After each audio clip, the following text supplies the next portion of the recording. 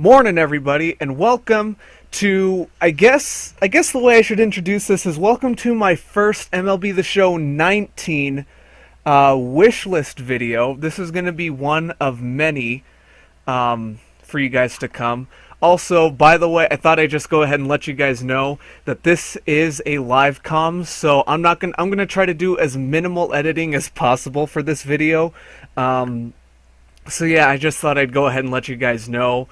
This is just going to be a straight cut of me rambling on about what we're going to talk about in this video. But the main focus the main topic I wanted to focus on in this video for my MLB The Show 19 wish list is the gameplay.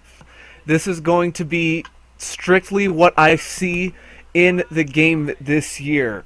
Alright, so as you guys can see, we just hit a mile-high masher with Bryce Harper, first pitch, good swing. You know, that is very expected. You know, those are the kinds of pitches we expect, or the kinds of hits we expect to get in this game. However, throughout the course of the season, we have realized, or we have noticed, that hits like that oftentimes are getting hit. That's probably going to be a late week hit. I'm probably gonna wait to see what it was, and indeed it was a late swing. It was okay contact. A lot of late week hits, a lot of early timed home runs, you know, just a lot of different things that haven't really been up to par this year, I guess. I'm not going to be focusing solely on hitting, though. I will also be talking a lot about the pitching mechanics as well as a little bit of fielding. Actually, I guess I could go ahead and just start off with the fielding, because there's not really much to say about it. Leave fielding the way it is. Right now, MLB The Show and San Diego Studios, the devs over there, you know, Adam, who else? Victor, Lance, all of the devs over at SDS, they need to focus on hitting. That is the number one priority of the game, because this game lives and breathes through hitting. Alright, I guess living and breathing are kind of redundant in this case, but you guys know what I'm on about. But hitting lives through, or breathes through, this game. So, and if hitting isn't fixed, this game is ultimately going to flop, which is the last thing anybody wants this game to do, because we all love baseball. We all want a properly functioning baseball game. But if hitting is not fixed, it's going to get such a bad rep from just like everybody, I guess. But yeah, honestly, just focus solely on the hitting at this point. If the hitting engine is broken, then the show could end up in the dust. Not to name names, but you know, like Madden, for example. I feel like because of the pay to play rep that EA has been given, that they're not as successful as they used to be. And if this game can't properly function, then it's probably going to end up in the same exact spot EA is in right now, and that's just kind of in a dead state, trying to regain the audience, and that's the last thing anybody wants for this game. Let's see, what else do I have written down here on my notes?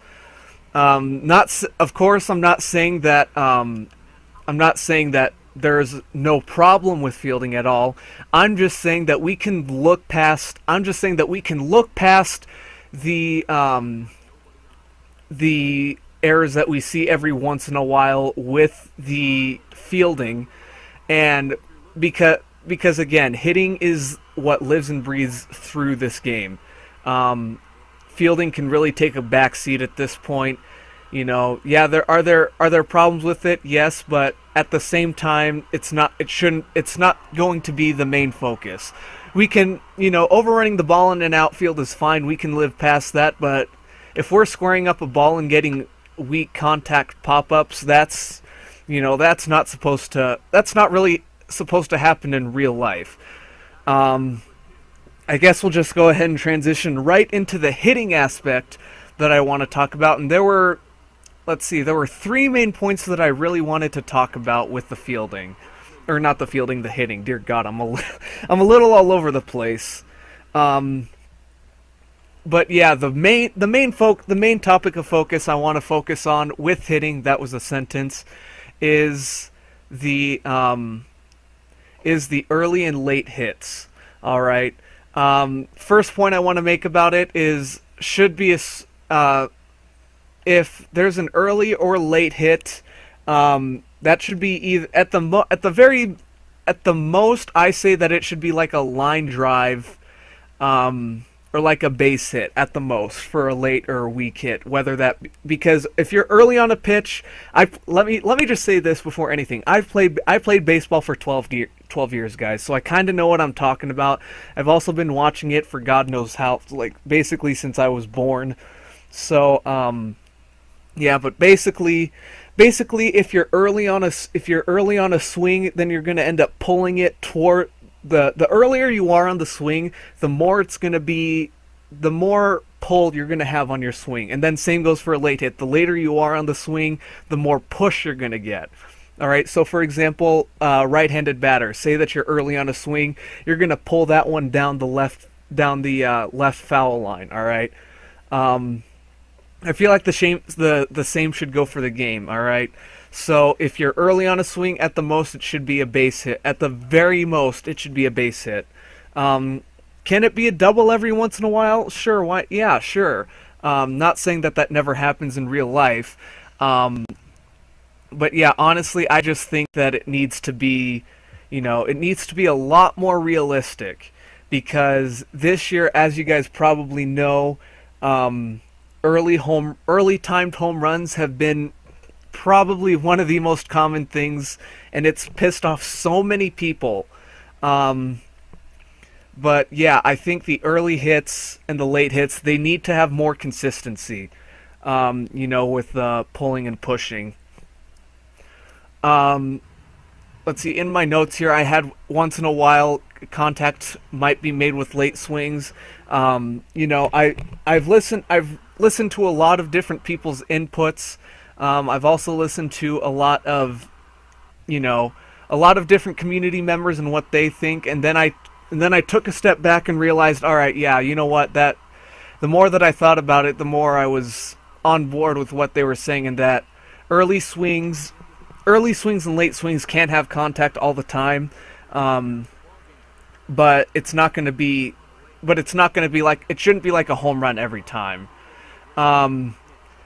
And because this is coming out after the alpha, I'm planning on this video coming out on New Year's Eve, for obvious reasons, because wishlist, Christmas, puns, jokes. But yeah, this is about, let's see, when did the alpha end? I believe the alpha ended on Wednesday the 19th.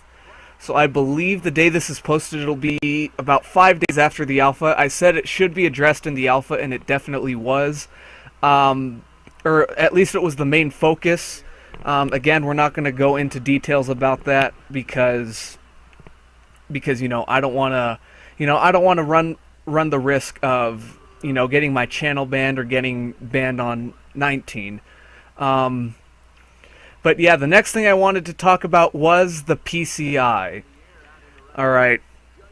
So personally, at first, when the patch first came out, when it said that it could move like half an inch outside of the zone, personally, I was not a fan of it. I absolutely hated it. But ever since I started joining live streams and asking, like different streamers or different YouTubers about, or even people on Twitter, what they thought about the PCI, and they said that they were completely on board with the PCI moving out of the zone. And then this was just kind of like the early and late swings. I took a step back and I realized, you know what? Yeah, I just realized that normally when I'm watching, if I'm watching a normal baseball game and they have the strike zone up there, a lot of hits and a lot of home runs actually come from out of the zone. It really all just depend. Again, it just all depends. Going back to the batter, what they feel comfortable with. They know their pitches, or they know what they can hit more than anybody else. But in all honesty, I'm completely on board with it now. At first I was completely against it, but yeah, but then I took a step back and realized, yeah, a lot of contact is made on pitches outside of the zone in real life, so why not implement it into the game? My second point, it might be a bit of a controversial take, but in my opinion, this is just my opinion, guys. This is my wish list. You guys could have different opinions. If you want to leave them, if you want to continue the discussion, feel free to in the comments, or you can start one with me on Twitter and we can discuss it there as well. But the PCI, in my opinion, is way too sensitive. Here's what I think that the devs should say. So if Lance or Adam or any of those guys over at SDS happen to stumble upon this video, here's my personal opinion. All right, there's a million other different opinions and perspectives, from casuals to the hardcores. I consider myself to be a hardcore competitive type kind of guy. So in my opinion, the PCI is still way too sensitive.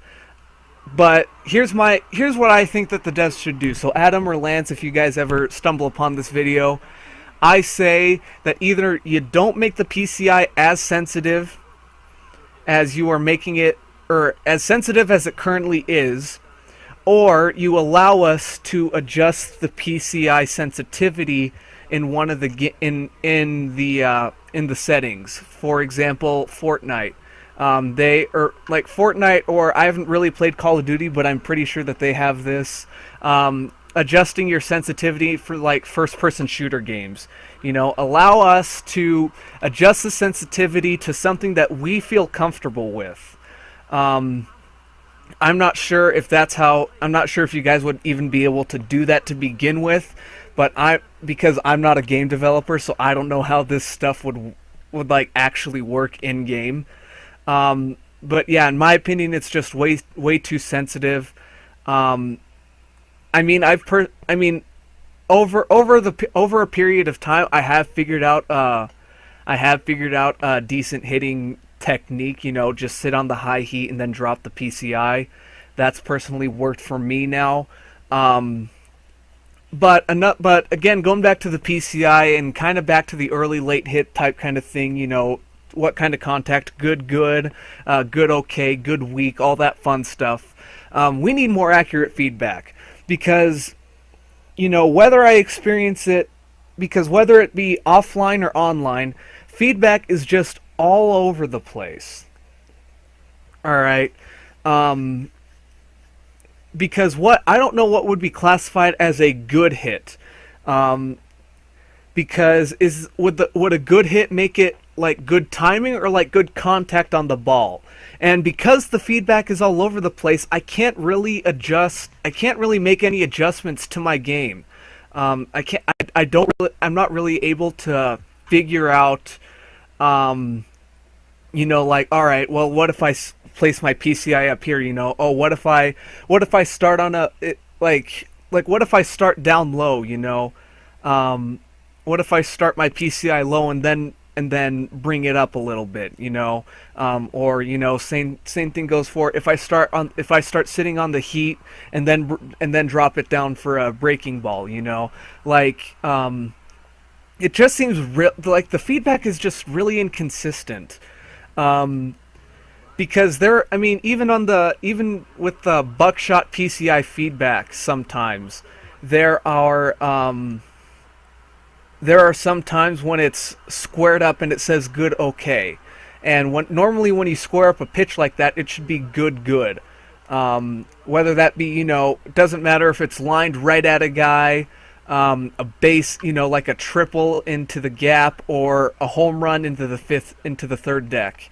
I was going to say the fifth deck, but I meant the fifth row or third deck. You know what I'm on about. But yeah, in my opinion, the feedback is just so weird, and it's like what you would expect to be a good okay swing would end up as a good swing. Some good okay swings would look like good. Um, but yeah, in my opinion, that's just what I've seen. Again, guys, continue the discussion in the comments if you so desire. Um, but another thing that I've noticed a lot with in 18 this year is hitting balls in the dirt. So more specifically, I'm talking about the about breaking balls in the dirt. Um, I'm talking about like the curveball. It's a 1-2 count, and you're trying to get the guy to fish at a curveball in the that knuckle curve in the dirt. Um, this this has happened to me on many occasions. You've probably seen a couple of images in the thumbnail. Um, but yeah, honestly, it's gotten kind of old at this point because a pitch like that sometimes has really it has really affected the gameplay. I've seen just weak doubles off of changeups or curveballs in the dirt. I've also seen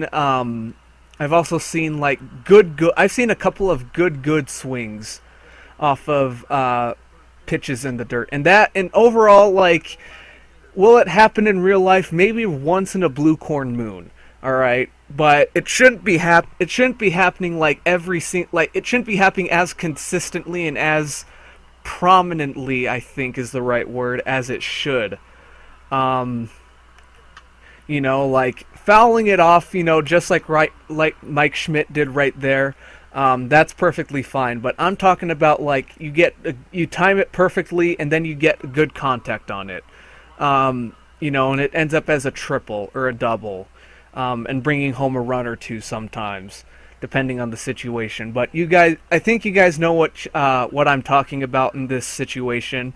And then also lately, I've been playing. I mean, not as prominently lately, but a couple of weeks ago, like well before the alpha, and before I really started getting more consistent with the YouTube stuff, um, I was playing a lot of Road to the Show, and it seemed so much more realistic than it actually than like the online gameplay, which I found very strange because I'm not a game developer. It just seems like you'd be able to copy and paste the same code from the from Road to the Show over to the online gameplay. Again, I'm not a game developer or a techie by any means. That's probably not how things work.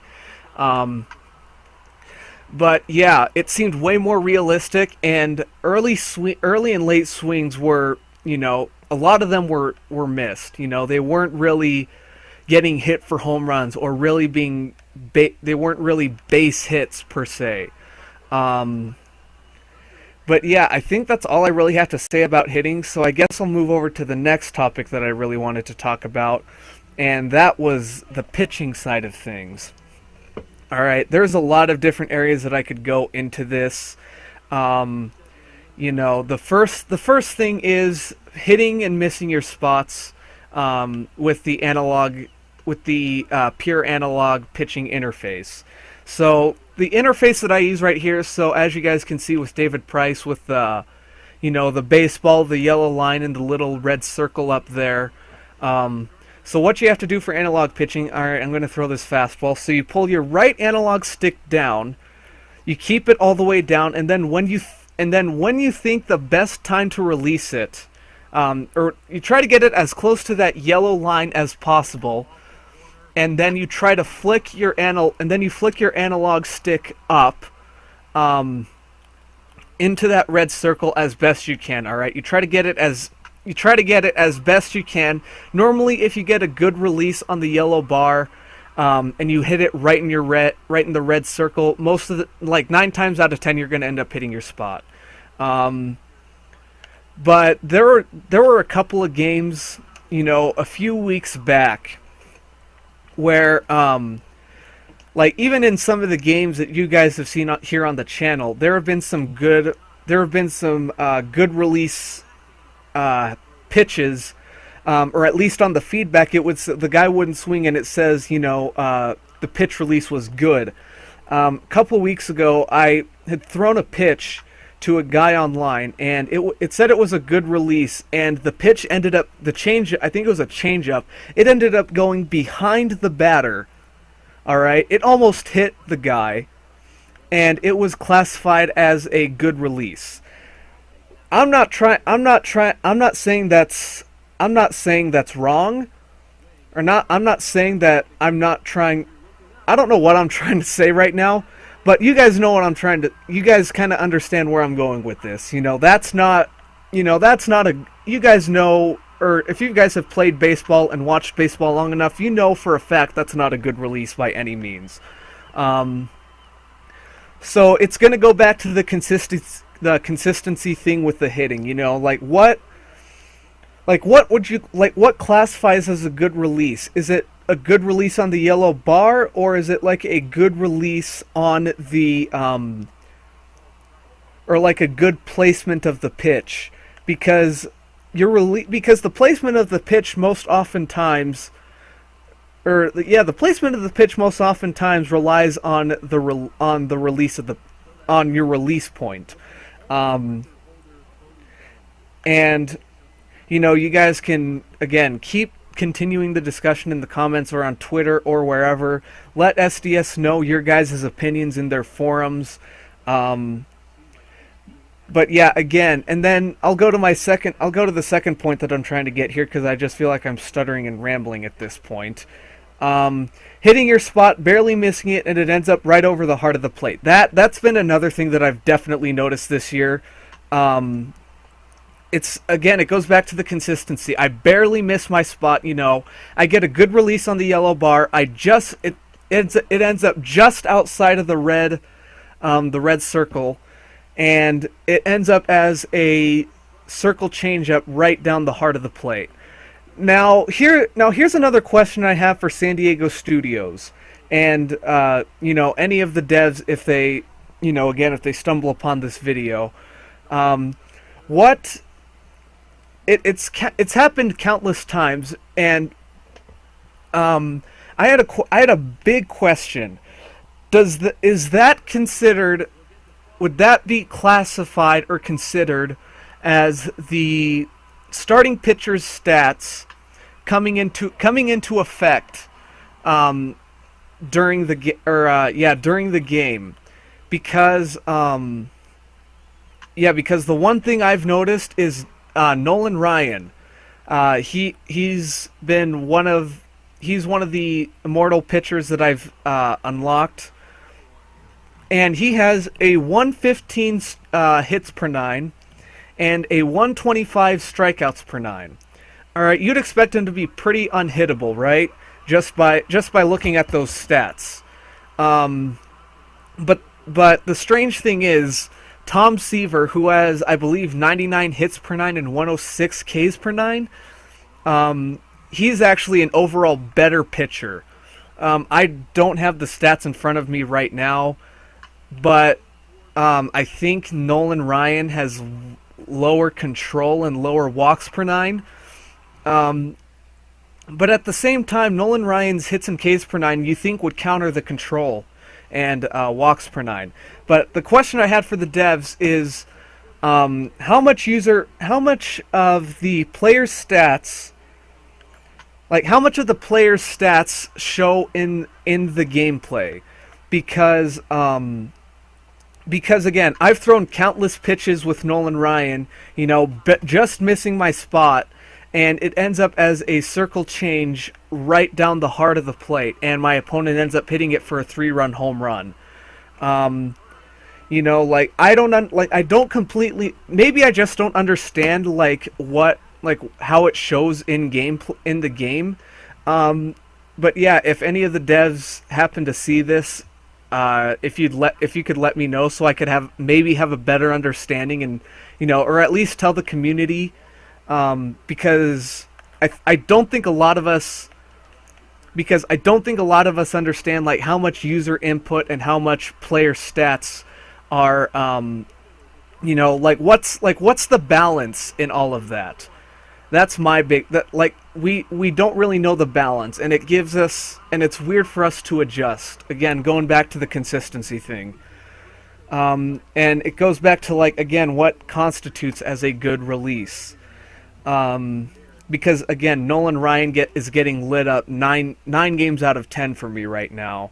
It might just be personally me, or it might just be the card and his release point. I don't know. But yeah, that's just my thoughts. And then again, going back to the pitcher stats, I've kind of already gone over that. And then I'm not sure if you guys know this by now, but home runs per nine is going to be finally doing. It's finally going to show up in game. I'm not sure if you guys knew this, but that was just a simulation-based statistic.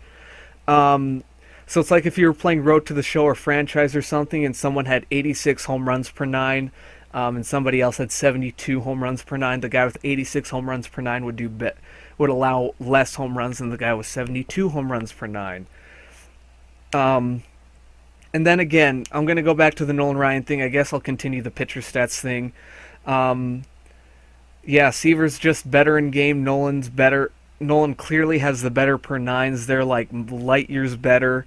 And again, the control and walks per nine, I don't quite understand why, like, the differential between that and then how it affects the bat, and then let me try to figure out the wording for this. Like, what counteracts, like, what the batter would be able, or what batter statistics counteract the 115 hits per nine.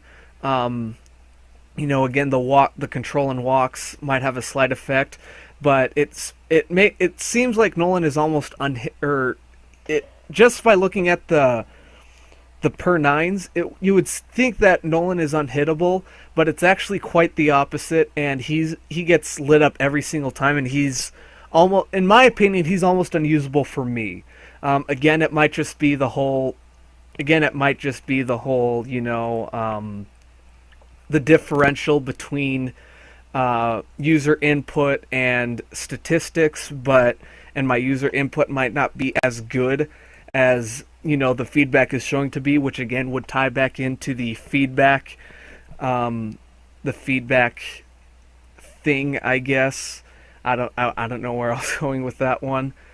But yeah, overall, I feel like I just kind of expressed what the community has been screaming almost the entire season. With the alpha, they said that contact hitters were going to be a lot more reliable, and the pure power hitters weren't going to be as overpowered. I'm not going to address anything I saw or did in the alpha because I can't, and honestly I really don't want to, because it was an early release, and there's a lot that can change between the day that the alpha ended and March. But yeah, overall that's just my overall opinion on what the gameplay should look, in my opinion, what the gameplay should look like next year. But yeah, I think that's going to be all I want to talk about, so I guess we could just go ahead and jump right into a gameplay commentary and finish up this game real quick. But yeah, I think in this video we've won 2 or 3 games, had a couple of rage quits. That's pretty dang good. Excuse me, but yeah. But again, let me know what your guys' opinions on the gameplay in the comments are.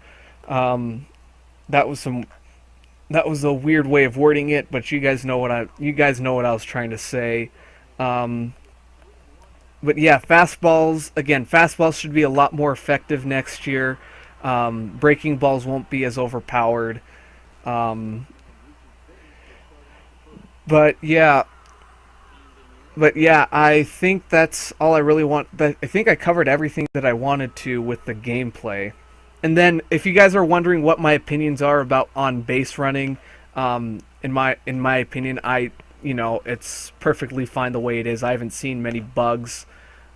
But yeah, the alpha was basically just solely focused on going back to the basics.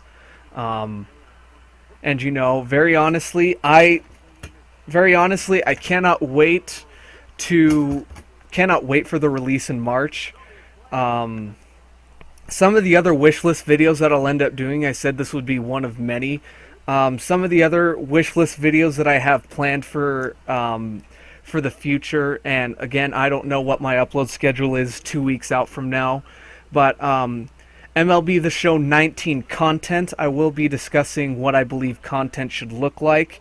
You guys might possibly see a blast from the past. We may or may not go back to a game from the past to discuss what the content should look like, and then I'm probably going to put together a bunch of lists of legends that I would love, love, love to see in MLB The Show next year. Again, I'm not sure how many there are going to be, but also this isn't going to be the only MLB The Show 19 content like wish lists. This isn't going to be the only pre-release content you guys are going to see. Once MLB The Show 19 once MLB The Show 19 news gets released, I will be posting the news for you guys, so you guys don't, if you guys like miss a live stream or something, then I'll be able to let you guys know, what they talked about in the live stream, because they're going to have a gameplay live stream. They're going to be revealing legends throughout all of the live streams. If you guys were here for MLB The Show 18, you guys saw how they did all of that. They're going to have they're also going to have like a content stream. They're going to, they're going to have a huge list once the new year comes around. So, we only have, from the day of me recording this, we only have, let's see, it's almost a little less than, I think, 9 days. So let's see, 1, 2, 3, 4, 5, 6, 7, 8, 9, 10. Yeah, we have 10 days until the new year comes from the day of me recording this. So, there's going to be a lot of time. There's still a lot of time for SDS to, get stuff, start finalizing stuff with the gameplay, start, pumping out the live streams. I wouldn't expect the gameplay live streams to start, or like the MLB The Show 19 live streams to start rolling out until late January. If I were to suspect anything, I think they normally did them on Thursdays last year, if I remember correctly. So I won't. Probably don't expect one until January, or maybe around January 24th. Just because that gives them another month for releasing, for finalizing the rest of the game and all that fun stuff. Oh yeah, you know what? There is one thing that I wish we could fix about. If there was one thing I could fix about fielding, actually, turn the shift off.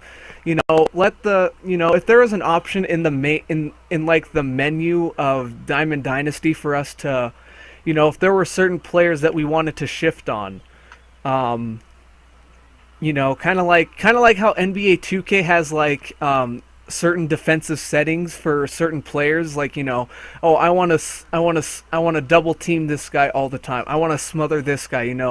Go ahead and lay back on this guy. Have help on this and that. Allow us to get our defensive settings. Allow us to get some defensive settings, like either in the pregame loading screen, or just in the main menu in general. I feel like that would be a pretty smart thing to add next year. But yeah, so let's see, how long have we been recording this for now?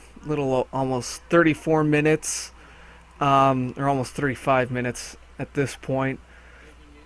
Yeah, I think once this game is done, I will go ahead and let you guys loose. But yeah, we are currently losing right now. Not playing the best right now, mostly because I'm not focused on the events. I was more focused on my script, or on my notes over here.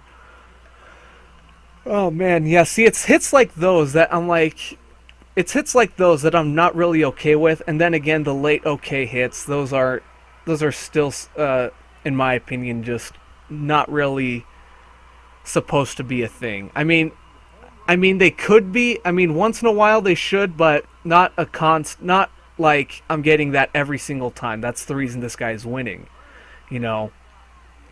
Or no, not like that. Not like my opponent right now is doing it. Just using that as, or just like seeing that in the gameplay. Like the reason the guy is winning is because of because of the early okay, late weak hits.